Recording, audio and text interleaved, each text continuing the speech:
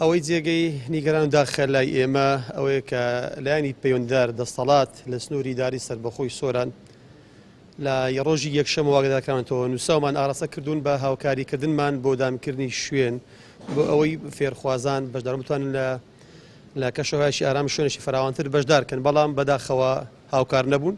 زۆر ماڵەتەڵیان پێکردین، ڕێگەیان نەدا بەڕاستی لە ڕێگەی تەلەفۆن، لە ڕێگەی نووساوی فەرمی پێمان گوتن ئەگادارمان کردنەوە کە هاوکارمان بۆ ئەو پرۆژە سەرکەوتوو بیت کە پرۆژەیەکە پرۆژێکی تەواو پەروەردەییە کە خەڵکانێک مەشغوڵن بە فەرموودەی پێغەمبەر صلی الله علیه و سلم، بەڵام ئیدارە یعنی بەرپرسانی ئیدارەی سۆران هەمویان ئەتا ئاسایشیش هاوکار نەبوون بەداخەوە و زۆر ماڵەتەڵیان پێکردین و چەند جار گوتیان وەڵامتان ئەدەینەوە بە تەلەفۆن، دواتر وەڵامیان نەدا و تەلەفۆنیان نەکردەوە. ئێمەش پلانی دووممان بەکارهێنا لە بەردەستماندا بوو کە بەدیلی ئەوە چییە.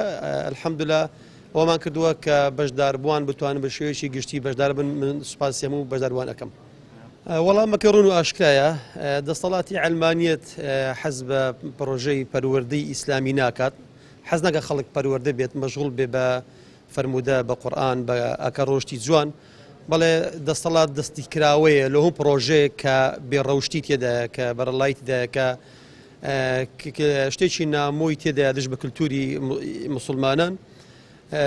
بەوان دەستیان کراوە، یاریگاکان کراوەنە، هۆڵەکان کراوەنە، بەڵام بۆ پرۆژەی ئاوا ڕێگرە و حەز ناکات خەڵک بەڕاستی پەروەردە بێت، پێ بگات و فێری ئاکار و ڕەوشتی جوان بێت. ئەمە جێگەی نیگەرانی بەڕاستی جێگەی داخوا بێت، ئەم دەستە بەخۆی دابێتەوە، بێ مەمنونی ئێمە بێت، هاوکاری ئێمە خەڵک لە سەدەمێکی ئاوا پڕ لە فەسادی خەڵک پەروەردەکەین، خەڵک هان ئەدەین بەرەو فەرموودەی پێغەمبەری خوا بێت، بەرەو قورئان بێ، بەرەو حەدیث بێ، بەرەو ئاکار بێ، بەرەو ئەخلاق و ڕۆشتی جوان بێت.